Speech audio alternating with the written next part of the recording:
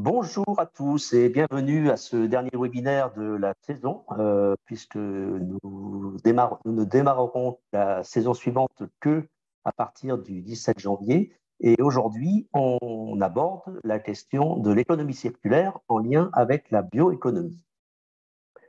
Et pour ce webinaire, j'ai le plaisir d'accueillir trois spécialistes de ce sujet-là. D'une part, Philippe Lesquat, qui est enseignant-chercheur à AgroParisTech, qui travaille sur ce sujet tant en recherche qu'en formation. Pauline Boliguez, qui est ingénieure développement à l'Institut français du cheval et de l'équitation. C'est la première fois qu'on accueille une personne de cet institut technique. Et puis Catherine Le Jolivet, qui est enseignante en aquaculture dans l'établissement public d'enseignement agricole de la Lozère et particulièrement au lycée agricole de la Canourgue. Je ne vais pas aller plus loin, je vais laisser maintenant, comme à l'habitude, chacun des intervenants présenter leur point de vue sur le sujet et leur connaissance sur le sujet. Et puis, nous aurons ensuite le temps de questions-réponses dans la dernière demi-heure. Et donc, Philippe, je te donne la main et la parole pour démarrer sur la première intervention. Merci. Donc, je vais commencer par la chose la plus compliquée, c'est-à-dire manœuvrer l'outil. Voilà. Voilà, tout est OK, c'est bon. Donc, voilà, je vais essayer d'introduire le sujet sur l'économie circulaire. Est-ce que c'est une nouveauté en agriculture?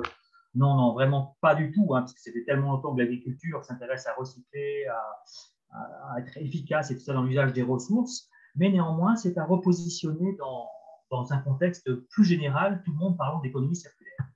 Alors, de quoi parle-t-on quand on définit l'économie circulaire? C'est un système économique d'échange et de production qui, à tous les stades du cycle de vie des produits, vise à augmenter l'efficacité d'utilisation des ressources et à diminuer l'impact sur l'environnement, tout en développant le bien-être des individus. On reconnaît là, en fait, quelque chose qui se fait beaucoup en agriculture.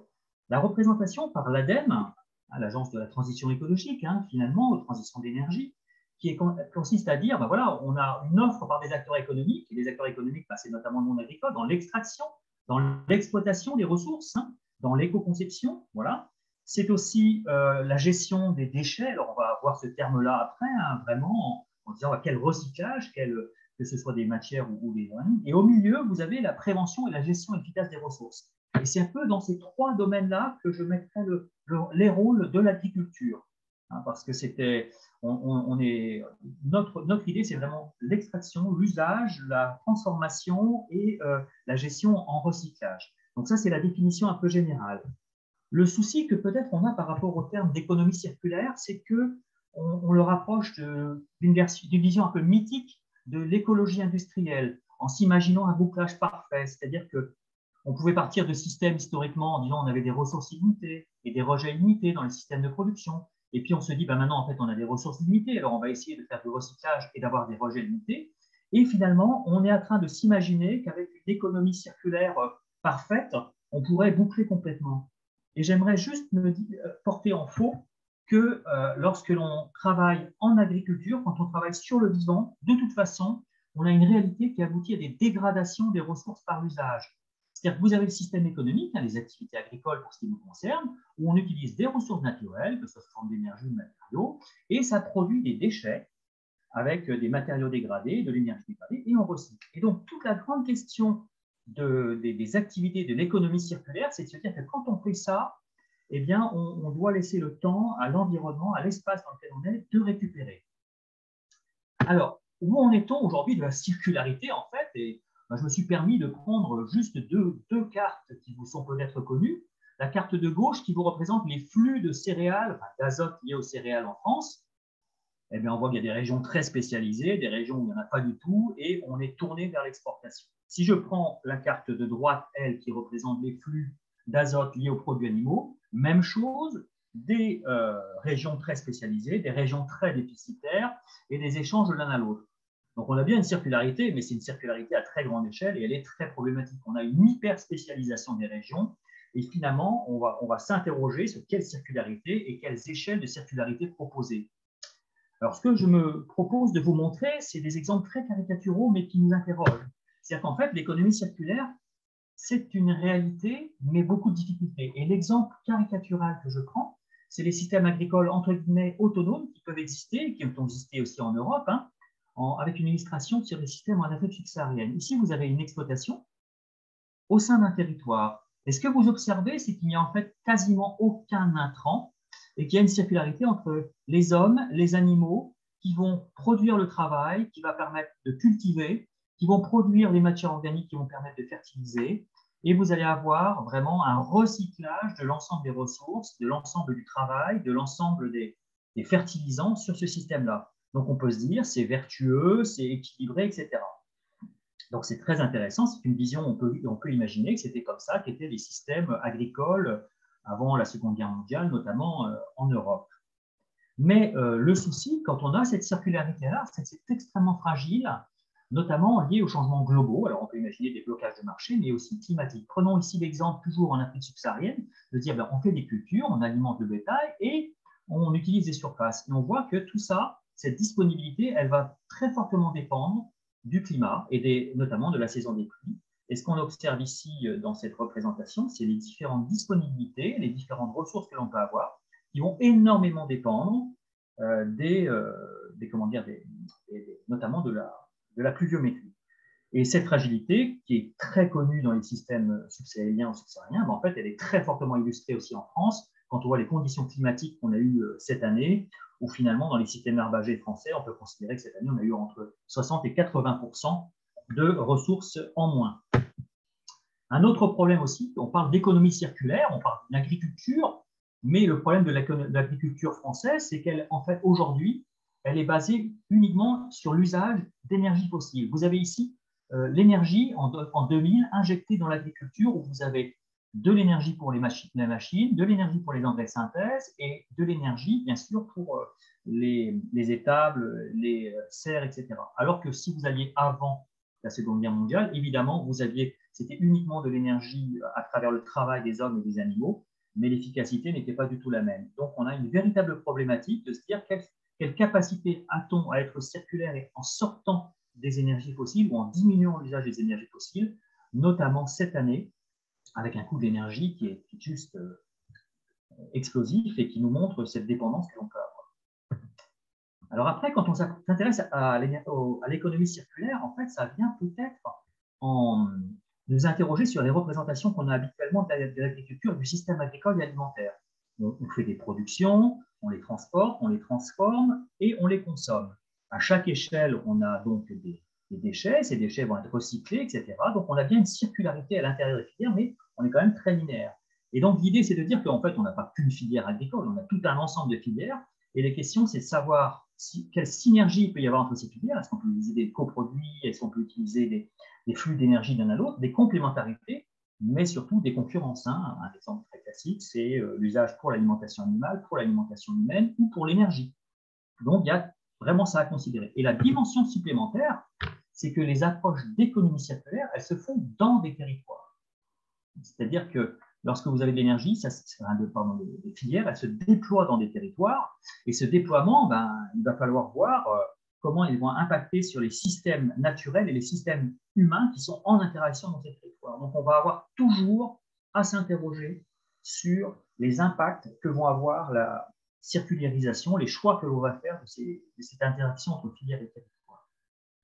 Ainsi, si on veut mettre en musique des activités agricoles et agroalimentaires dans un territoire, selon les principes de l'économie circulaire, il va falloir faire des évaluations multicritères. Alors, les évaluations multicritères auxquelles on pense immédiatement, ce sont bien sûr des analyses de cycle de vie, voir les impacts sur les territoires. Et on voit qu'en fonction de l'activité choisie, on n'a pas du tout le même impact sur un critère A ou un critère B, l'usage de l'eau, les gaz à effet de serre, etc., ou la biodiversité.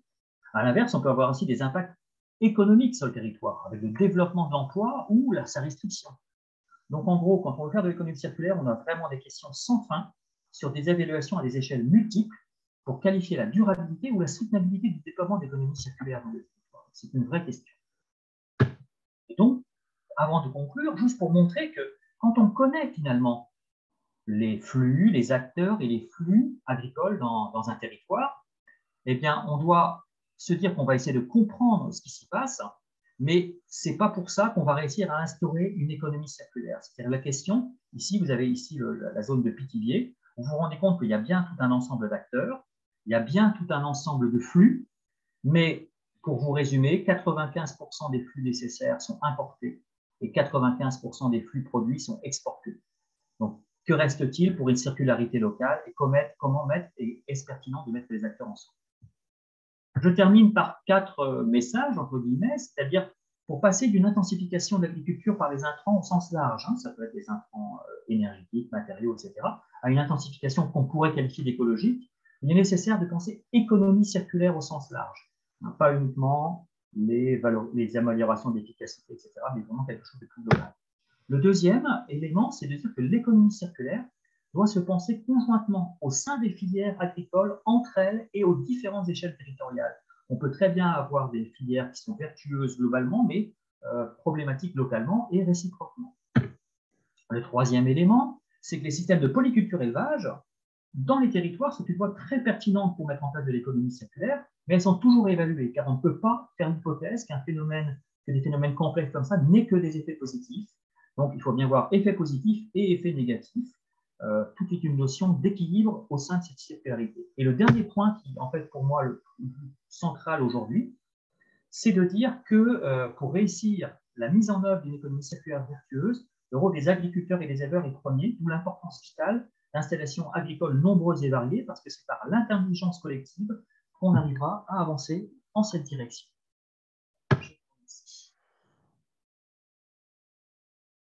Merci Philippe pour cette intervention très concise et très claire. Et donc maintenant, on va avoir des exemples justement de partenariat entre les différents sur des territoires, et avec l'exemple d'abord de l'expérience de l'Institut français du cheval et de l'équitation. C'est bon, on a bien le diaporama, Pauline. Et vous m'entendez bien? Oui, on vous entend très bien. Ok, merci beaucoup. Bonjour, donc moi je suis ingénieure de développement à l'Institut français du cheval et de l'équitation et je vais vous présenter un programme qui est mené depuis 2019 qui s'appelle Val Fumier et qui a pour objectif de développer des filières de valorisation du fumier équin à l'échelle locale au niveau du territoire français. Alors, je vais passer la diapo, ça sera pas mal.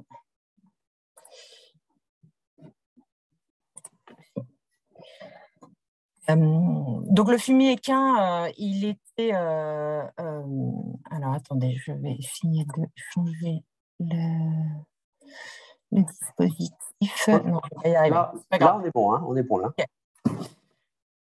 Donc historiquement, le fumier équin des structures équines qui étaient hors sol, c'est-à-dire plutôt en zone urbaine, sans terre agricole, avaient comme débouché les champignonnières pour utiliser leur fumier équin.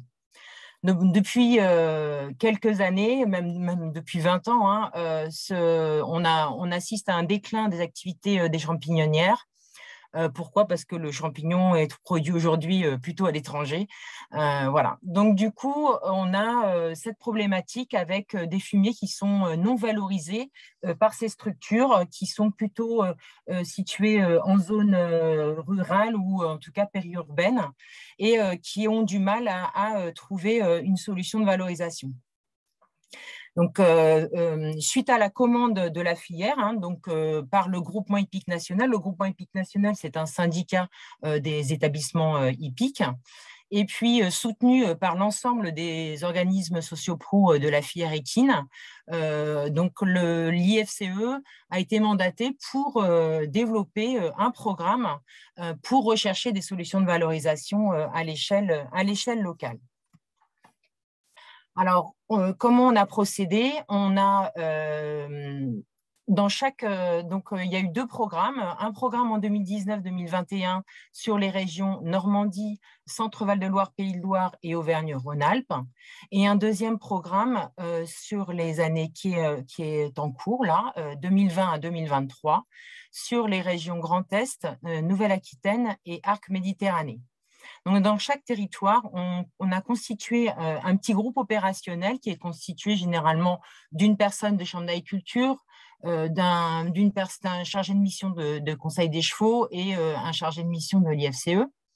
Et à l'échelle de son territoire, ce petit groupe va œuvrer à réaliser un certain nombre d'actions, donc notamment des enquêtes auprès des producteurs de fumier pour connaître bien la problématique de leur territoire, faire un état des lieux des filières de valorisation de la matière organique pour bien connaître quelles sont finalement aujourd'hui quelles sont les plateformes de compostage existantes, quelles sont les unités de méthanisation qui existent, voilà, et dans quelle localité. Et puis, finalement, concevoir un bureau ressources territoriales qui est capable, lui, de donner de l'information, de faire le relais entre les personnes qui sont à la recherche d'informations, en tout cas au niveau de la filière équine, pour faire ce relais sur l'aspect, finalement, information sur le fumier, sa gestion et sa valorisation. Donc, dans ce que je vais vous montrer tout à l'heure, c'est le développement notamment d'une plateforme d'échange avec un offre de gisement pour pouvoir faire finalement un partage et une mise en relation entre les producteurs et les valorisateurs. Et puis, on a produit aussi des outils d'aide à la décision et un certain nombre de ressources documentaires et réglementaires pour sensibiliser premièrement, les producteurs de fumier à une bonne gestion, sensibiliser aussi à recycler leur matière sur leur site d'exploitation, ce qui est important lorsqu'ils peuvent le faire, et les inciter à recycler avec une filière de valorisation à l'échelle locale. Donc, le site, il a été créé sur un site internet des chambres d'agriculture. Donc, on est en partenariat avec à chaque fois finalement un correspondant régional de chambre d'agriculture. Voilà, et il va proposer à la fois une carte des offres que je vais vous montrer tout de suite, mais aussi toute une ressource documentaire. Et finalement, à travers tout le programme, on a produit beaucoup de connaissances, que ce soit des fiches techniques, des fiches réglementaires, des témoignages, des vidéos que l'on a finalement insérées sur ce site internet. Alors, la carte des offres de gisement de fumier, aujourd'hui, elle est déployée sur 7 régions. Elle a pour vocation à être développée évidemment sur l'ensemble du territoire. Il faut encore qu'on trouve nos partenaires sur les autres territoires pour pouvoir, parce que, mine de rien, il y a besoin d'une maintenance quand même et d'une gestion de ces offres.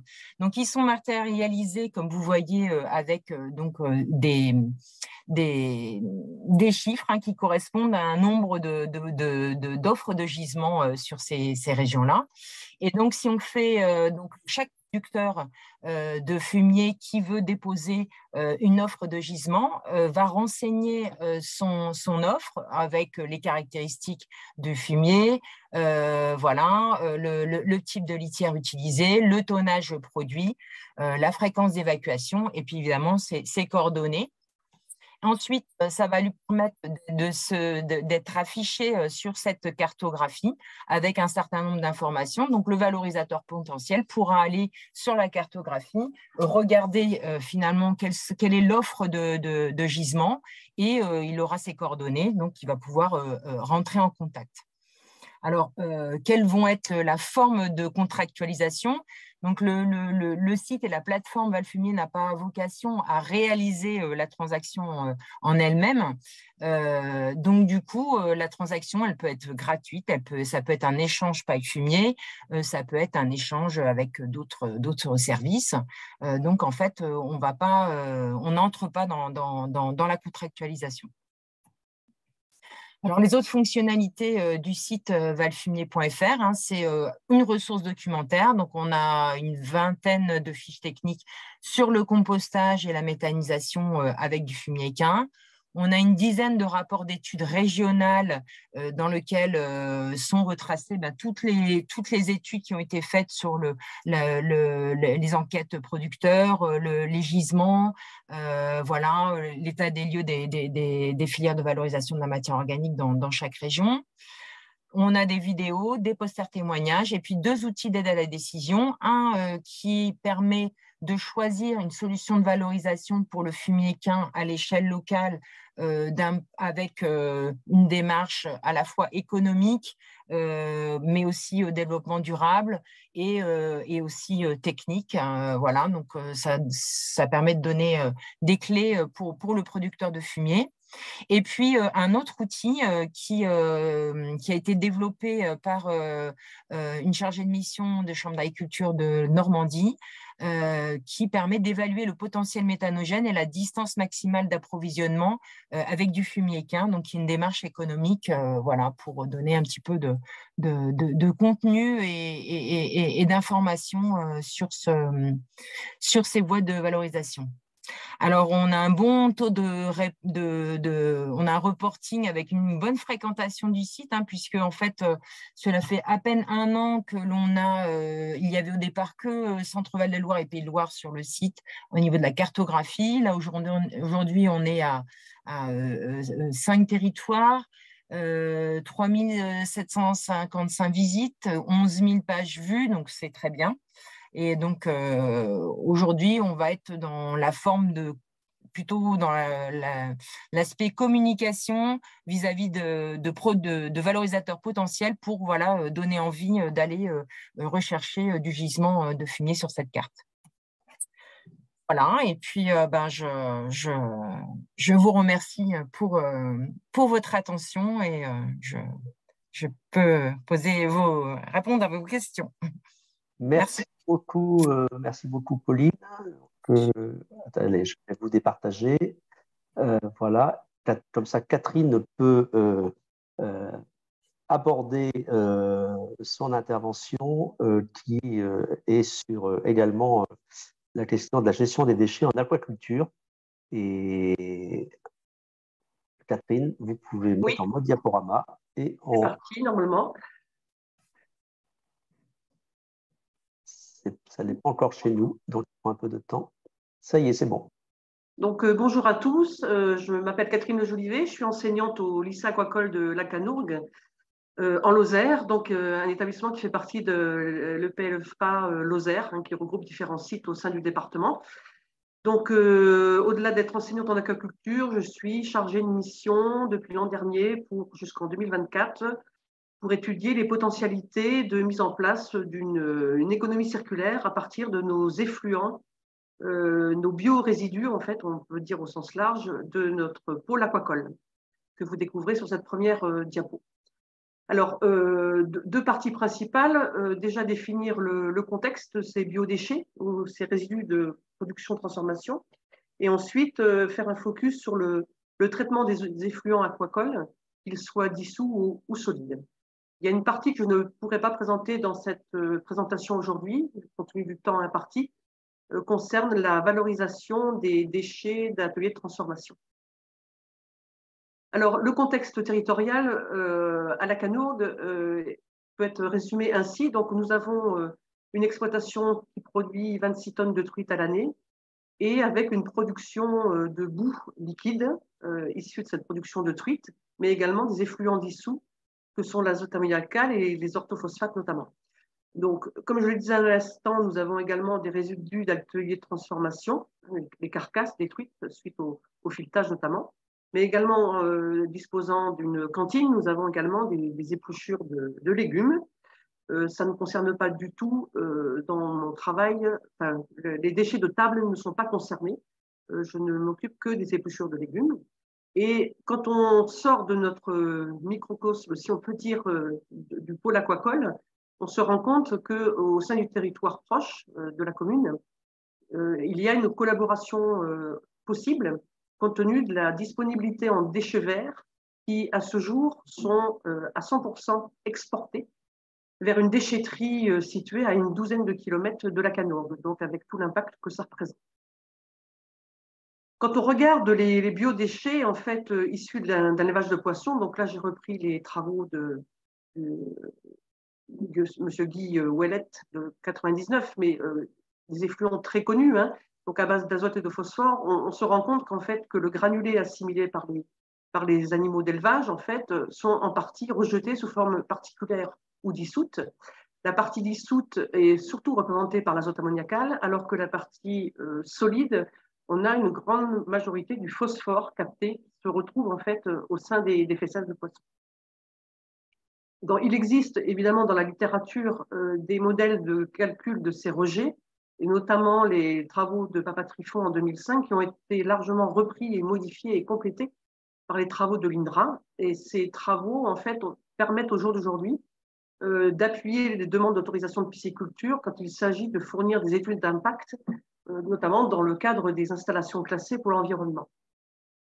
Concernant notre site, en fait, nous, comme j'ai dit tout à l'heure, nous produisons environ 26 tonnes de truites à l'année, qui fait un volume de boue liquide de 24 à 26 mètres cubes par an. Avec une particularité, c'est un taux de matière sèche très faible, de l'ordre de 2%. Quand on regarde les résidus d'atelier, on se rend compte que déjà, bon, le rendement à l'éviscération sur la plupart des espèces élevées, vous voyez, est assez élevé. Hein. On a très peu de déchets finalement, et ceci ne rentre pas dans le cadre de mon travail. Par contre, quand on regarde les valeurs rendues en filet sur la plupart des poissons d'élevage ou ceux consommés, vous voyez qu'on est sur une perte importante en fait entre le poisson brut et le filet obtenu lié à la consommation. Alors, concernant le traitement des effluents et notamment des boues piscicoles, c'est un enjeu majeur aujourd'hui, compte tenu des risques au sein de l'élevage et même à proximité. Vous avez ce schéma qui représente les différentes conséquences de la présence de ces boues piscicoles avec la présence de ces bactéries hétérotrophes qui vont rentrer en ligne de compte, l'accumulation de particules organiques au sein des élevages ou, s'il n'y a pas de traitement à l'aval des piscicultures, les risques de colmatage de biotopes et parfois, et c'était notre cas, des possibilités d'épandage en collaboration avec un agriculteur. Mais dans notre cas, cet enlèvement était payant, donc à la discrétion de l'agriculteur. Et nous avons ensuite rapidement compris, été informés, que nous étions même responsables de ces boues jusqu'à leur lieu de mélange dans la fosse à lisier de l'agriculteur, donc avec un risque potentiel d'être inquiété en cas de pollution. Donc, compte tenu des risques concernant la qualité de l'eau, in situ ou suite à l'exportation dans le milieu récepteur, il nous a semblé opportun, effectivement, de trouver une solution pour prendre en charge en interne ces boues et même de les valoriser. Donc, notre pôle aquacole, vous retrouvez ici sur un autre point de vue les différentes parties de notre élevage. Donc, il y a la salmoniculture, avec cette plateforme même sous abri de truitelles élevées en bio, un bâtiment d'élevage concernant la gestion des reproducteurs, des petits plans d'eau d'expérimentation, un atelier de transformation et plus récemment, depuis quelques années, la présence d'une station de recherche en aquaponie. Donc, vous pouvez constater d'ailleurs que ce pôle aquacole a une valeur très intéressante du point de vue expérimental et même évidemment pédagogique, puisque nous avons tout sur le site à proximité des bâtiments consacrés à la formation des élèves. Mon point de vue va être développé maintenant concernant le lombricompostage qui se distingue en deux phases. La phase 1 que vous voyez ici, qui est à la partie aval immédiate de la pisciculture, à l'aval du filtre tambour, et une deuxième partie qui, elle, est conduite sous abri pour la phase de lombricompostage efficace avec l'inoculum de lombric. Alors, pourquoi cette distance qui représente à peu près 150 mètres entre ces deux bâtiments? C'est tout simplement que nous n'avons pas eu l'autorisation de construire ce deuxième bâtiment à proximité du premier, dans la mesure où nous étions ici en zone rouge concernant les risques d'inondation. Donc, on nous a autorisé, la DDT nous a autorisé à construire cet abri léger, ne faisant pas obstacle aux crues potentielles. Par contre, le bâtiment plus conséquent ici devait être déplacé vers la partie basse, éloigné en fait, et en zone non rouge. Alors, les effluents piscicoles sont de nature, comme je disais tout à l'heure, donc ces biodéchets sont de nature dissoute ou solide. Dans le cas du dissous, je vais commencer à parler de ça maintenant, très rapidement. Donc, nous œuvrons dans l'aquaponie depuis 2013 avec un ensemble de partenaires que vous voyez représentés ici. Et nous clôturons un deuxième programme FERMPA en décembre 2022. Alors, pour cela, nous disposons d'une infrastructure très intéressante de 400 mètres carrés de serre et de 100 mètres carrés d'élevage aquacole annexé, avec différentes structures, vous voyez, concernant la production végétale. Sans rentrer dans le détail, en fait, nous travaillons essentiellement en système couplé, c'est-à-dire que l'eau issue de l'élevage aquacole traité va irriguer une serre et l'eau de la serre revient en fait dans le système aquacole. Cette production est assez vertueuse, c'est moins qu'on puisse dire, puisque sans intrants, mis à part du fer biologique, nous pouvons produire tout, peut-être mis à part les tubercules, de ce qui est les pommes de terre, les carottes, parce que nous n'avons pas forcément les structures adaptées du filtre sable, par exemple. Nous travaillons en radeau, en table irrigante, en gouttière, et vous voyez, on peut assurer tout un panel de production qui sont au jour d'aujourd'hui intégrés dans le self en fait, de la cantine du lycée. Concernant le lombricompostage, nous avions deux possibilités, donc soit faire un traitement d'égout par lombricompostage avec un apport de déchets verts, soit par lombrifiltration, ce que nous faisons aussi, mais qui ne sera pas développé ici, consistant en fait à valoriser les boues uniquement sur un volume de plaquettes de bois avec une aspersion de boue sur ce volume pour obtenir ce qu'on appelle un mixivia. Concernant le lombricompostage, donc c'est issu d'un long programme qui a débuté en 2018 avec l'association Lombritech, donc un programme européen, innoquois. Et vous voyez un petit peu le cheminement, en fait, après filtration des boues piscicoles. Nous stabulons, en fait, ces boues dans des palox, hein, nous soutirons de l'eau et nous ajoutons des déchets verts issus, justement, du gisement communal pendant une période de 2 à 3 semaines, correspondant à une phase dite thermophile. Dans notre cas, compte tenu de la nature des boues piscicoles, cette phase thermophile ne l'est pas vraiment puisque nous ne dépassons pas 20-22 degrés. Ensuite, à l'issue de cette phase dite thermophile, entre guillemets, nous faisons l'incorporation de lombriciens, donc Eisenia fetida et Eisenia andrei, et nous partons comme ça pour un processus d'environ 10 semaines, donc 2 à 3 mois, ça dépendra bien sûr de la température, pour arriver au criblage du lombricompost permettant de récupérer d'une part du terreau et de l'autre côté, en fait, le reste de criblage et les vers. Donc, au jour d'aujourd'hui, après quelques années d'expérimentation, nous avons réussi à obtenir la valeur de terreau normé bio NFU 44051, mais nous portons l'accent au jour d'aujourd'hui sur la répétabilité du procédé en fonction de la nature des déchets verts que nous utilisons et fournis par la commune ou par nos parcelles à nous, certes de petites superficies ou les épluchures de cuisine, pour savoir si la nature de ces déchets verts aurait une influence sur la composition et la valeur agronomique de ce terreau. La valeur agronomique justement de ce terreau, du lombrité aussi obtenu et du lixivia dans l'ultimisation est à l'étude depuis 2021. En 2022, ça a été un petit peu compliqué compte tenu des conditions climatiques à mener ces expérimentations. Nous continuerons en 2023. Les premiers résultats obtenus sur la production de fraises montrent des résultats assez extraordinaires sur l'utilisation du lombrité en mode dilué à 10%, permettant même d'avoir des degrés Brix en sucrosité au-delà de 12 degrés. Reste à étudier, bien sûr, le coût de production de ces produits et l'impact énergétique également, puisqu'il y a un petit peu de matériel nécessitant de l'énergie. L'effet du retour au sol de ce compost aussi sur la séquestration du carbone.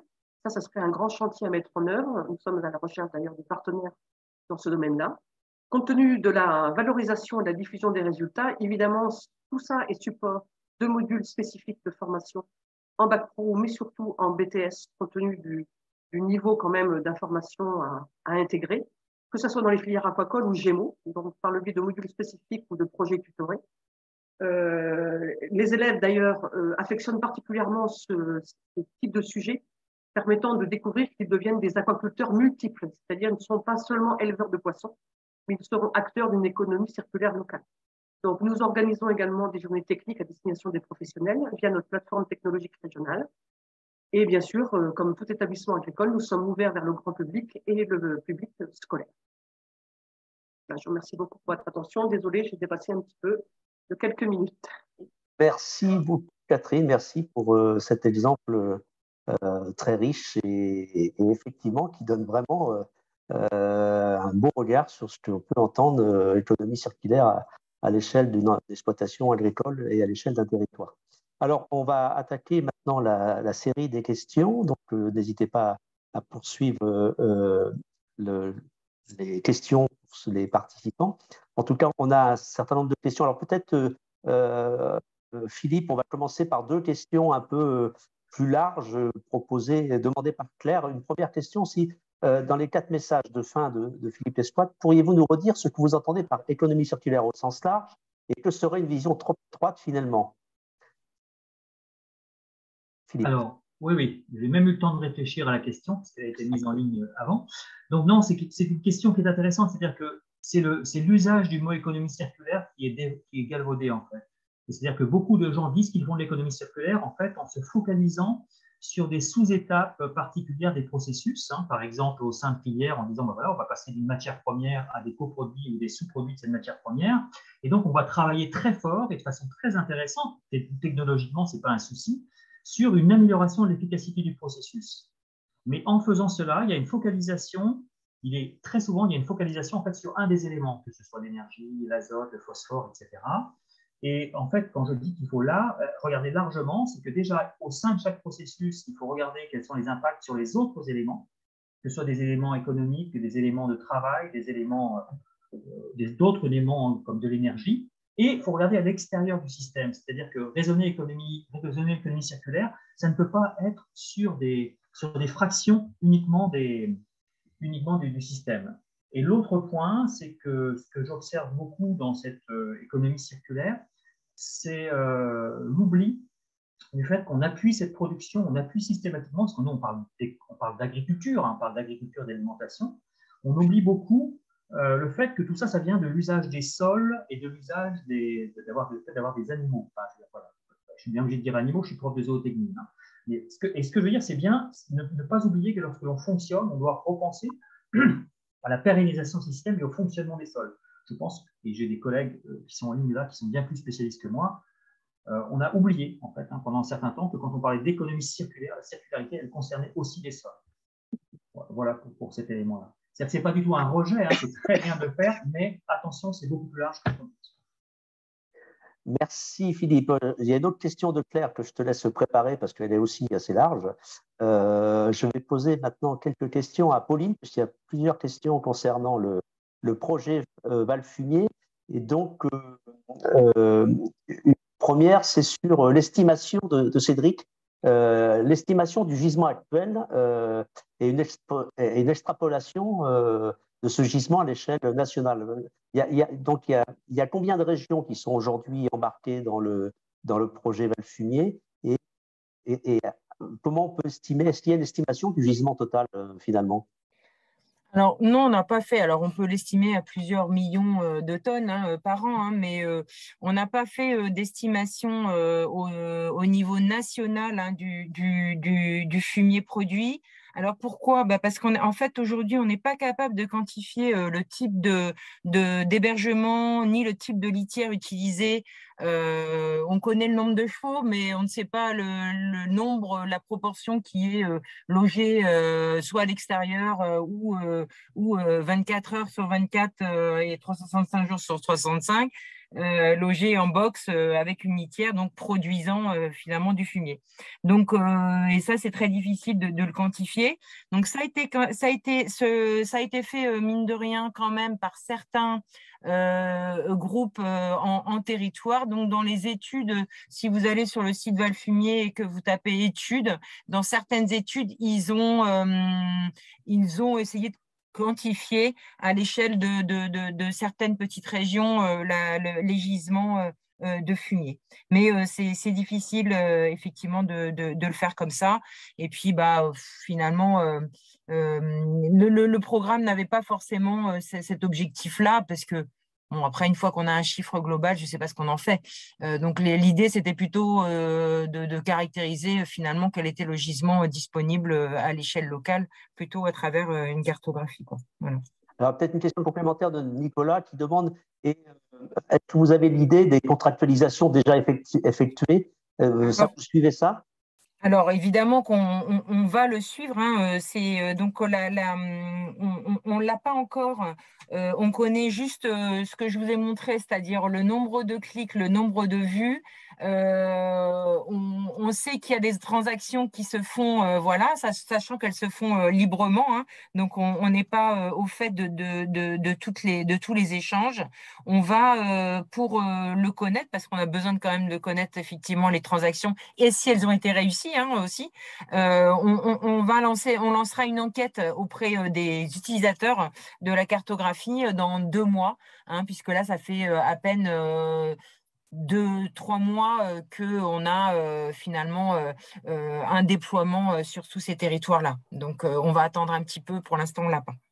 Alors, une autre question de Julie, toujours un peu technique, qui te pose la question de savoir si, selon les litières, il y a des différences d'appréciation, par exemple, sur les litières comme la paille de lavande. Est-ce qu'il y a des différences d'intérêt entre fournisseurs et chercheurs de fumier en fonction des pailles? Alors bon, la paille de lavande est un petit cas rare, hein, on va dire, mais on l'a étudié par ailleurs quand même. Alors effectivement, en ce qui concerne, on va dire, tout ce qui est valorisation pour le compostage avec un retour au sol, on va dire que autant le fumier à base de paille ou à base de copeaux sont utilisables et sont, enfin, les personnes sont intéressées par ces matières-là. Autant pour quand c'est un intrant en unité de méthanisation, on sait qu'avec le copeau, le pouvoir méthanogène n'est pas très bon. Donc, on va dire que, il y aura principalement des intrants avec du fumier à base de paille pour les unités de méthanisation. Voilà. Ok. Après, en ce qui concerne la paille de lavande, donc ça, c'est un cas rare, c'est-à-dire que dans le cadre aussi de notre programme, on a mené en parallèle un petit projet sur enfin, le devenir et l'utilisation éventuelle de litières alternatives à la paille, puisque c'est quand même un vrai sujet qui se pose aujourd'hui compte tenu de la raréfaction de la paille de céréales, hein, principalement dans pas mal de régions. Donc, il y a un essai qui va se faire dans pas longtemps sur l'utilisation de paille de lavande. Donc, et dans cet essai, on va essayer déjà de le tester sur les animaux, bien sûr, et puis ensuite de tester des formes de valorisation à travers le compostage. Donc, ça va être pour le début d'année 2023. Je vous laisse un peu vous reposer, Pauline, et vous verrez qu'il y a encore 2 ou 3 questions pour vous. Peut-être du coup à Catherine, sur une question là aussi technique de Marie, sur le statut des boues de pisciculture. Est-ce que ce sont des sous-produits d'élevage ou des boues issues du traitement de l'eau? Alors, en fait, selon la réglementation européenne, nos boues piscicoles, en fait, ne sont pas considérées, sont considérées de manière différente par rapport on va dire, aux lisiers, en fait, parce que, en fait, la définition du lisier tel que ce sous-produit d'animaux désigne tout excrément et ou urine d'animaux autres que les poissons d'élevage, avec ou sans litière. Donc, n'étant pas considéré en fait comme du lisier, ça a été classé dans la plupart des cas comme dans la catégorie des boues d'épuration, en fait. Aujourd'hui, c'est ce qui ressort un petit peu de la réglementation, en résumant énormément, quoi. Ok. Alors peut-être du coup, Catherine et Philippe, vous pouvez peut-être du coup embrayer sur la question de Gilles, qui dit à quel point les effluents liés aux humains sont réutilisés pour la fertilisation des cultures et quelles contraintes pour leur utilisation. Est-ce que là, vous avez des éléments de réponse là-dessus? On sort de l'agriculture. Tout ce qui est boue d'épuration, euh, à quel point aujourd'hui on connaît leur utilisation? Est-ce que ça se développe? On entend parler effectivement d'une meilleure valorisation, y compris des eaux usées et en plus des boues. Est-ce que Philippe, tu as des éléments là-dessus? Alors, je vais dire un mot rapide parce que ça sort de mon champ de compétences. La première chose, c'est que c'est vrai que si on regarde à l'échelle macro, si on arrivait à recycler, c'est-à-dire si on arrivait à réutiliser les bouts de stations d'épuration, en gros, recycler les déchets organiques, voilà, eh bien, ça serait formidable. C'est-à-dire qu'on arriverait à boucler les cycles. Ce serait très impressionnant. La grande difficulté, c'est l'ensemble des molécules qu'on peut y retrouver, hein, que ce soit des molécules médicamenteuses ou des métaux lourds, etc. Mais là, je ne vais pas du tout parler de ça, parce que j'ai des collègues, j'encourage les personnes qui sont intéressées, dont Gilles, à aller regarder les travaux de l'UMR INRAE AgroParisTech Ecosys, où justement, ils ont vraiment un travail de fond là-dessus. Mais c'est vrai que ce serait le bon usage de ces ressources serait vraiment très, très pertinent dans le cadre d'une diminution de notre dépendance aux engrais de synthèse notamment, et sachant que j'arrête par rapport à ça. Catherine, vous savez que vous parliez non, pas plus, si ce n'est que ce qui a été démontré avec notre traitement, là, moi je ne parle pas des stations d'épuration de ville, hein, où là effectivement je rejoins les propos de Philippe concernant les risques des molécules présentes. Mais aujourd'hui, il est autorisé d'utiliser ces eaux pour faire de l'irrigation d'espaces verts. Voilà, donc, mais on n'en est pas encore à utiliser ça pour faire du maraîchage, par contre. Hein. Alors, c'est ça qui est un petit peu ambigu, parce que pour revenir sur l'aquaponie, au jour d'aujourd'hui, les produits d'aquaponie sont commercialisés. Alors, on ne peut pas être en bio parce qu'on est en production hors sol, mais on est quand même sur une eau organique, qui n'est pas d'origine humaine, mais d'origine piscicole. Après, dans le cadre de notre programme APIVA, il est question également d'insister sur l'élaboration d'un guide des bonnes pratiques d'hygiène, par exemple, hein, pour la récolte, puisqu'il s'avère que dans nos eaux organiques qui circulent sous les radeaux, par exemple, de salade, il y a une flore présente, hein, forcément, puisqu'il y a une part de matériel fécal du système qui n'est pas entièrement retenu par les filtres à tambour existants. Hein, on filtre déjà à 60 microns, mais il y a une partie de l'ordre de 20 à 30% qui recircule et qui contribue d'ailleurs à constituer un engrais au sein de nos structures. Après, moi, je travaille en aquaponie depuis 2011. Je suis intégrée dans les programmes depuis 2013. Chaque année, nous faisons des analyses bactériologiques des produits et nous sommes en dessous des normes requises pour les végétaux crus de collectivité, c'est-à-dire des végétaux qui ont été même désaffectés et sur lesquels on fait des analyses. Donc voilà, donc merci. De faire attention. J'encourage tout le monde à regarder aussi la remarque de Laure Vieux-Blé qui nous dit les bouts de steppe sont recyclés sur les sols à raison de 70% en France. Donc merci Laure pour ce complément. Peut-être revenir sur les questions concernant Valfumier. Il y avait deux questions. Une qui portait sur la réglementation de l'épandage de fumier équin. Est-ce que les centres équestres doivent prendre en charge l'analyse du compost ou du fumier pour pouvoir le céder, compte tenu qu'on dit qu'il s'inscrit dans l'épandage de fumier équestre doit s'inscrire dans le plan d'épandage de l'exploitation qui l'accueille, sauf s'il est normé. Est-ce qu'il y a une norme? Comment vous faites? Non. Les règles sont identiques, quels que soient les effluents d'élevage. Hein. Il n'y a pas de règles spécifiques pour les effluents équins. Hein. Donc, les règles sont identiques pour tous ces effluents d'élevage et pour tout type d'exploitation. Donc, en fait, il y a un problème d'écho là. Comment? J'ai un problème d'écho, vous aussi, Catherine. Vous entendez un écho chez Pauline ou pas? Oui. Ah, pardon. C'est bon là? Non, il y a toujours un écho. On va désactiver et réactive le son. Okay. Bon là? Non, il y a un problème. Il y a un problème d'écho. On comprend quand même. Hein. Il faut faire court, hein. Fais court alors. Ok, alors je fais court. Donc, il n'y a pas de règle spécifique pour l'épandage du fumier équin hors dans une autre structure. Donc, en fait, si l'exploitation est hors zone vulnérable. Non, il y a un vrai problème. Il y a un vrai problème. Pardon. Ouais, essaie de couper le son, de retester le son de ton côté, de refaire un test de son. Je vais poser une autre question, du coup.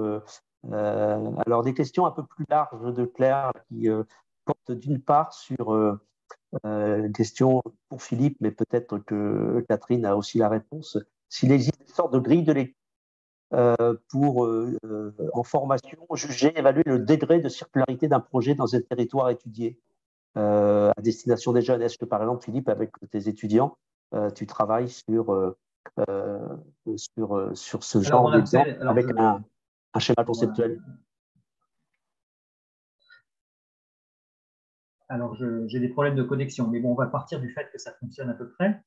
Donc, j'ai eu cette question-là est extrêmement intéressante d'avoir des outils pédagogiques en fait pour impliquer les étudiants dans la réflexion sur comment s'articulent les activités agricoles dans les territoires. Et donc, c'est vrai qu'on peut aller piocher notamment des outils disponibles. Alors, je pense qu'on peut notamment s'appuyer sur le RMT SPICY, qui est un RMT SPI CEE. Là, il y a plusieurs collègues qui sont en ligne d'ailleurs du RMT en question, où je pense qu'il doit être possible de trouver des liens pour avoir des outils qu'on peut mobiliser, sachant que je pense que ce qu'il faut oublier quand on va aller regarder l'articulation, l'économie circulaire dans les territoires, ce qu'il faut oublier, c'est d'être extrêmement précis. C'est-à-dire il n'est pas question de se battre pour la donnée, mais de qualitativement de voir les flux et de voir les représentations. L'autre aspect aussi qui est très intéressant et sur lequel on fait travailler les élèves, c'est d'avoir une représentation selon la question qu'on se pose. C'est-à-dire qu'en économie circulaire, on a bien vu la complexité des systèmes. Et en gros, si on veut faire progresser pédagogiquement, ça va être vraiment de dire finalement quel élément on regarde au pluriel, quelles évaluations au pluriel on veut faire, et ça emmène des représentations. L'exemple typique, c'est le dernier transparent que j'ai montré, qui est un travail qui a été fait notamment avec l'ACTA, sur la réintroduction de l'élevage. C'est-à-dire qu'on avait une représentation première relativement simple auquel on pouvait rajouter de l'élevage et ça permettait de réfléchir. Et ça fait 2 ans que je réutilise ces travaux-là avec des étudiants pour avancer. Donc, il y a des outils, mais ce n'est pas des calculateurs. Catherine, peut-être par rapport à la question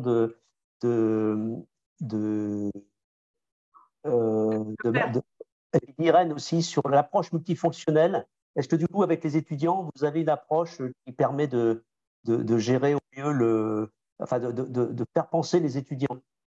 Oui, tout à fait. Alors, en fait, la spécificité de l'enseignement agricole, c'est la présence l'existence de volumes horaires qu'on appelle pluridisciplinarité, c'est-à-dire c'est un volume horaire mis à disposition auprès de l'équipe pédagogique pour animer un projet, en fait. Donc, cette chance-là, elle est vraiment importante et elle permet justement d'avoir une approche multidiscipline, c'est-à-dire que l'on mène des études comme ça de terrain, et ça a été le cas pour le travail sur les effluents piscicoles, où on va associer un prof de biologie, un prof d'agroéquipement, un prof d'aquaculture, et pourquoi pas d'ailleurs, ce qui est prévu en 2023, une enseignante en comptabilité-gestion, qui permet justement de mener cette étude de territoire et sensibiliser les jeunes en fait à ce regard transversal. Donc ça, c'est des choses que l'on fait régulièrement. Alors, il est évident que c'est plus facile à engager en public BTS qu'en bac pro, mais bon, en bac pro, c'est dans le cadre de modules d'adaptation professionnelle où le sujet est abordé de manière un peu plus restreinte. Mais en BTS, c'est vraiment très encouragé et les étudiants sont très sensibles à cette démarche de projet en fait. Merci Catherine. Alors, il y a 2 questions de Marie et de Linda, si vous pouvez répondre. Catherine, vous avez proposé de répondre à la question de Marie. En direct, mais ça ne marchait pas. Non, répondez. Alors c'était quoi déjà, Linda? Les boues piscicoles sont classées comme boues d'épuration. Pourquoi le terreau Alors justement, quand les premiers essais qu'on a fait à partir de 2018-2019 dans le cadre du programme Innoquois, on est parti un petit peu à l'aveuglette en se disant, bon voilà, on va faire du compostage, on va suivre l'évolution des caractéristiques des boues brutes, des boues mélangées et ensuite du terreau obtenu à l'issue de la période de lombricompostage. Et il s'avère que concernant les différents composants, en fait, on correspond aux gammes en fait recherchées dans le label en fait NFU 44051. Donc voilà, tout simplement, c'est que c'est pas du compostage, on va dire, que thermique. L'intervention de ces lombriciens, en fait, joue même un rôle d'hygiénisation des matières, puisque on voit chuter fortement les colonies bactériennes et descendent en dessous des seuils exigés, en fait. Donc, c'est ça qui est très, on va dire, encourageant. Comme je le disais dans mon exposé, il ne faudrait pas, il faut qu'on vérifie, en fait, cette répétabilité du process par rapport notamment à la variabilité des déchets verts. Au niveau des boues piscicoles, en tout cas sur notre site et dans notre contexte, ces boues piscicoles sont issues de différents élevages dans la pisciculture, de truitelles, de géniteurs, de truites un peu plus grandes, etc. Mais globalement, les études qu'on a fait au tout début, pratiquement à l'échelle du mois, en fait, montrent que ces boues sont très stables. Voilà. Donc, et donc, oui. Donc, vous avez fait des analyses par rapport aux plantes que vous cultivez. Vous faites la relation entre. Moi, j'ai fait des premiers essais sur la valorisation du lixivia issu de l'ombrifiltration et du lombrité dilué pour faire de la production de fraises dans des pilotes spécifiques.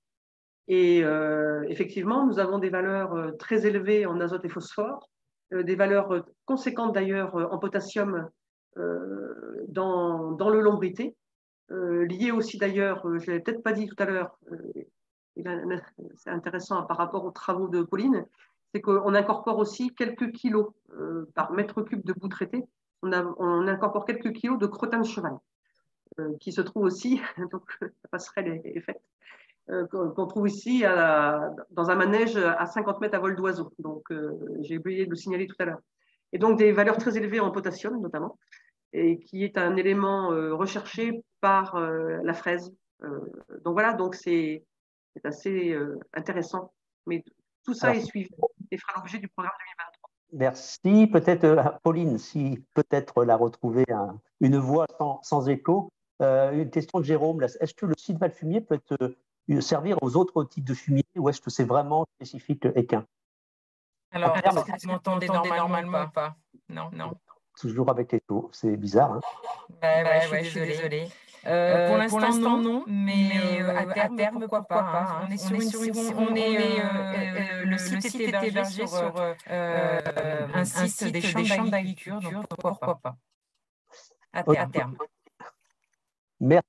Bon, il nous reste encore 2 minutes. On peut prendre la question de Claire. Vous y avez déjà en partie répondu, hein, mais Claire dit par Catherine et Philippe, voyez-vous des notions clés ou des capacités nouvelles à apprendre pour les futurs professionnels qui voudront travailler dans une logique d'économie circulaire? Donc, en particulier, Philippe a dit ça ne peut pas se développer s'il n'y a pas suffisamment d'agriculteurs dans les territoires. Mais au-delà de la quantité, c'est aussi les questions de compétences et les questions de posture aussi, peut-être, globalement. Donc, comment vous, en termes de notions à enseigner, d'attitude, de comportement, de savoir-être, de savoir-faire, est-ce que vous avez des propositions à faire concrètes? Si je peux me permettre, là, pour le vivre, je dirais, au quotidien depuis un petit moment, là, c'est vrai que cette approche pluridisciplinaire, elle est quand même nouvelle dans un profil de pisciculteur que nous formons, hein. Mais comme nous entraînons nos élèves à avoir cette approche transversale, que ce soit pour ce sujet qu'on vient d'évoquer, mais également quand ils partent sur le terrain, sur l'étude d'une rivière ou d'un bassin versant, ils ont forcément cette approche, on va dire, pluridisciplinaire. Nous avons même organisé des séminaires intra-EPL de la Lozère en associant 4 classes de BTS. Des BTS gestion de protection de la nature, gestion de l'eau, aquaculture et conduite d'exploitation. Et par le biais de ces modèles finalement de formation sur 2-3 jours, c'est vrai que là, on arrive à leur faire acquérir des compétences, mais le petit revers à la médaille, c'est que ça mobilise beaucoup d'enseignants et c'est un travail très conséquent d'organisation en amont. Mais voilà, on a toute liberté de pouvoir l'organiser, ayant des heures à disposition pour faire ce genre de projet. Donc, c'est faire travailler des profils différents ensemble. Voilà, Philippe, mot de la fin, Philippe.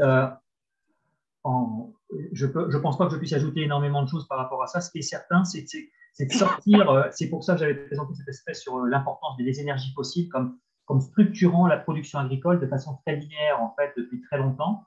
Et c'est vraiment cette idée de se mettre dans la logique de dire attention, on doit vraiment sortir de cette approche-là. Et c'est donc une réflexion sur le fait que face à des problématiques agricoles dans les territoires de production, on devra avoir une vision à 360 degrés. Et c'est un peu ça qu'on doit essayer de faire. C'est-à-dire qu'il n'y a pas de solution unique. Il n'y a pas de bonne solution. Toutes les solutions qu'on prend auront des effets positifs et négatifs. Et c'est vraiment ça. Alors, ça ne donne pas la solution à la façon dont il faut agir, mais je rejoins Catherine en disant il y a vraiment cette notion de multidisciplinarité. Et je rajouterais même une couche de sciences humaines et sociales qui vont nous aider à mieux comprendre comment faire fonctionner les gens ensemble, parce que malheureusement, et c'est la faute de personne, la première chose à retraduire, c'est les dialogues entre filières et les dialogues entre acteurs des territoires. On va rester sur cette belle conclusion. Merci à tous les trois pour vos interventions très riches, très complètes. Merci à tous les participants. Je vous souhaite de joyeuses fêtes de fin d'année. Et on se retrouve le 17 janvier, parce que celui du 10 janvier était déplacé au mois de mars. On se retrouve le 17 janvier pour parler encore de bioéconomie. On parlera de bioéconomie et méthanisation. À bientôt. Bonne fête de fin d'année. Au revoir. Au revoir.